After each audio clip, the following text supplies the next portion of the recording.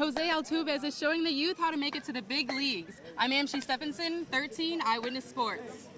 Most of the talk today wasn't about the big game tomorrow night against the Dallas Mavericks. It was about the 2 p.m. NBA trade deadline, where the Rockets acquired KJ McDaniels and Pablo Prigioni for Isaiah Cannon and Alexis Shved. Manville today has 15 athletes committing to 13 different schools, and surprisingly, only 6 are in Texas. So the Rockets don't make a blockbuster deal at the trade deadline. They hope that their core is solid enough for a deep playoff run. Here at the Toyota Center, I'm Amshi Stephenson, 13 Eyewitness Sports.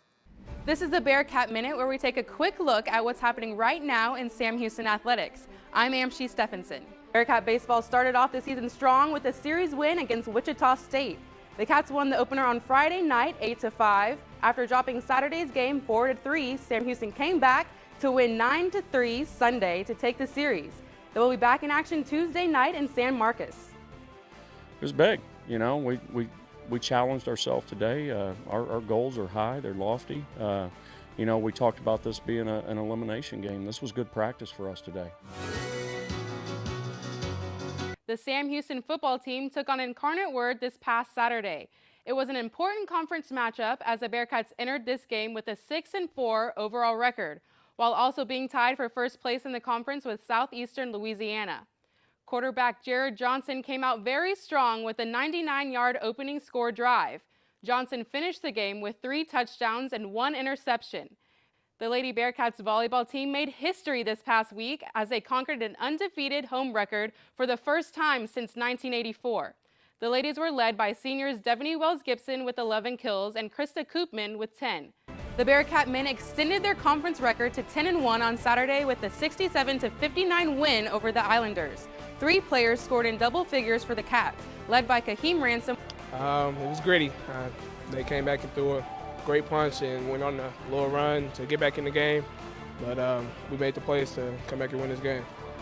The men return to their home court tonight to take on Texas College. The game will tip off at 6:30 p.m. and can be seen live at GoBearcats.com. Astros closing out their series at the Rangers this afternoon, with Dallas Keuchel on the mound for a chance for their Astros to win their first series of the season.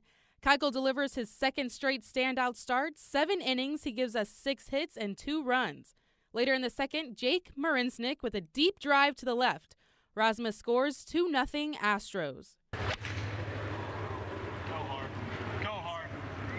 Jordan Spieth, 19 under with a 4-shot lead. He'll be the first since Raymond Floyd to lead wire to wire. Master highlights, and we'll hear from Spieth coming up at 10. Over at River Oaks Country Club, the final of the U.S. Clay Court Championships. Dodging the rain showers, an All-American final, Jack Sock taking on Sam Querrey. The match tied at 3 in the first set when the rain came. They just resumed about 45 minutes ago. Sock won the first set 7-6.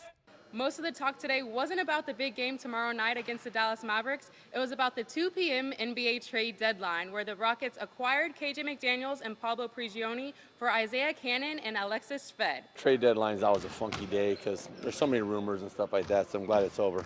It was over before today's practice ended for Cannon and Shved.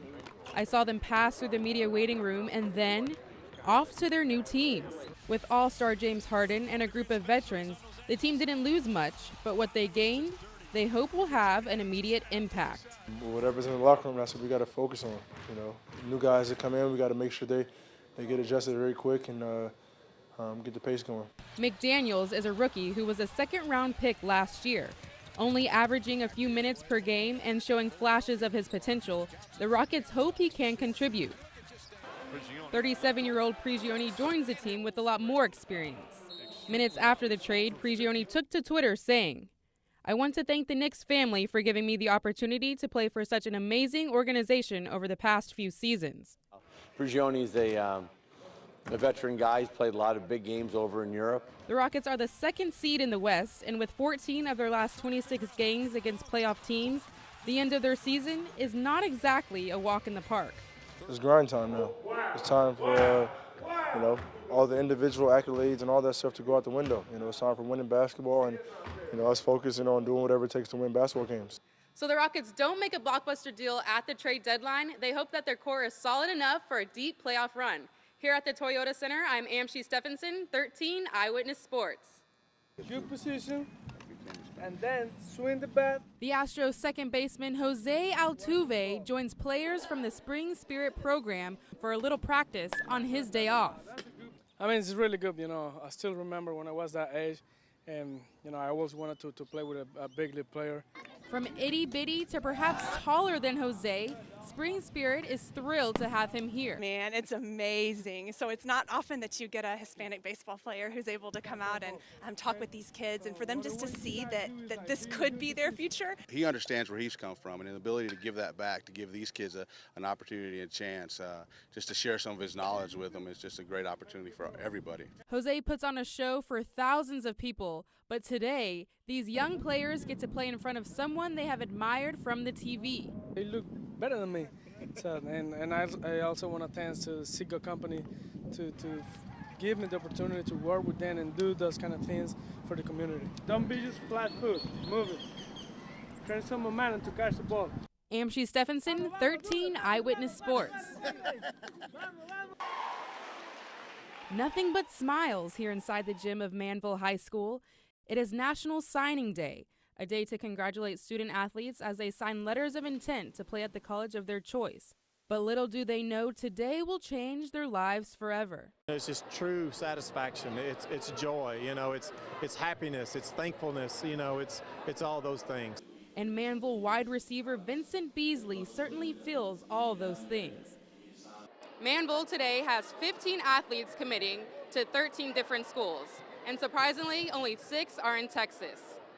It is a bittersweet moment as he will take his talents all the way to Concordia University.